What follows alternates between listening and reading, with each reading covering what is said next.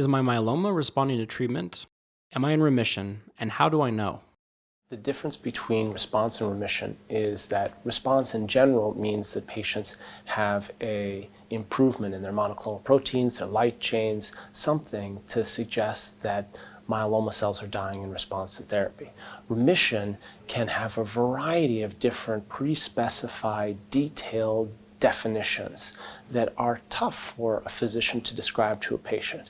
When I say you're in remission, does that mean a complete remission? Does it mean a stringent complete remission? Does it mean a stringent complete remission that's PET negative and MRD negative?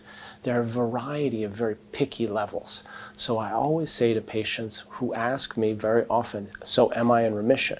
I always describe the details. There's no myeloma protein in your blood, there's no myeloma protein in your urine, and your bone marrow biopsy on standard specimens, or if I did MRD testing, was all negative. And that's usually the definition of remission. And I provide details so that the patient comes away with it, understanding if they didn't meet remission criteria, what was it that still led me to hold that back? A common question we get is how do we evaluate and measure response for multiple myeloma? So let me start with some general comments. First of all, the word response and remission are synonymous. This is very important because people sometimes think, am I in a remission? And from a medical perspective, when we think about remission, we're thinking as the same as thinking of a response. And what we do is that we further qualify what level of remission you have. So in the medical journals, you will find a partial remission or a partial response as synonymous. Now, how we qualify it is just by how deep the response goes to. And it's interesting because you see that the goals of responsiveness have tracked along with our ability to control the disease. If we take it back 30 years, people were said that plateau was sufficient, meaning the proteins came down, they're not going down any further, but they don't seem to be going up. Now, we know that's woefully insufficient. Modern criteria have focused essentially on three types of responses. We have a partial response, which is a reduction of 50% of your protein markers. Then we have a very good partial response, which is almost complete elimination of the disease. You're talking about just residual markers, usually a small amount of a protein or something that you can measure, and that's how we measure, we determine a very good partial response, which used to be an old interesting criteria. And then one step up from that is what we call a complete response. And a complete response means there's complete disappearance of any of the usual markers that we test to determine if there's residual myeloma or not. Now, we got better with treatments, but we also got better with measurements.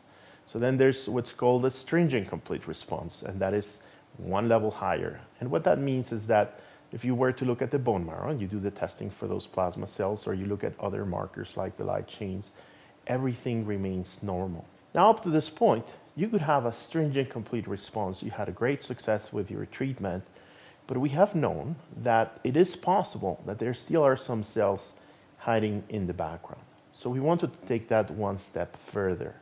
And that step further is what's called the MRD, which stands for minimal residual disease testing. And that result can come back as positive or negative, and that can also come back with a number that quantifies how many cells are left behind. There are generally two ways of doing this. One is called flow cytometry, which requires a fresh sample and live cells.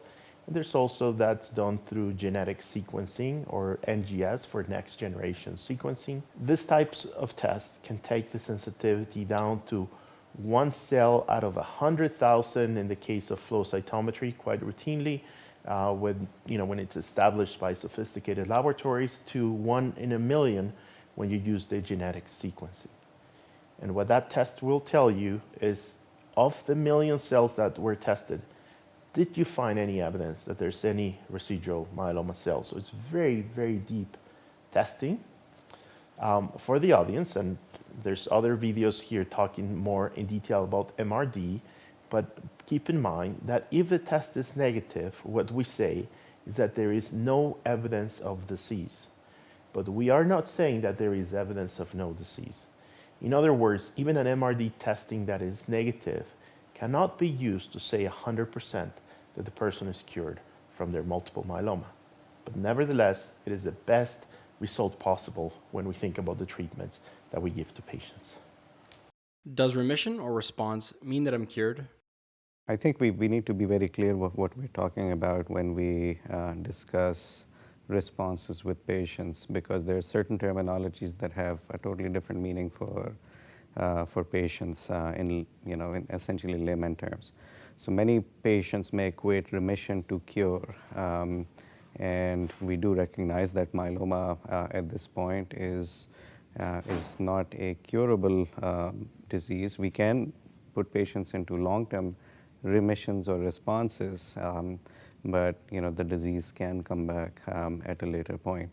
The same is true for other malignancies as well.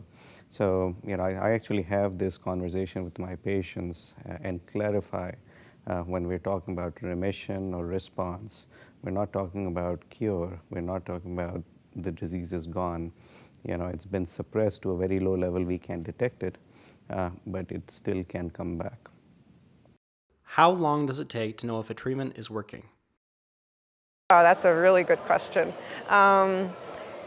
It kind of depends. I mean, some things you can really tell within, weeks to a month.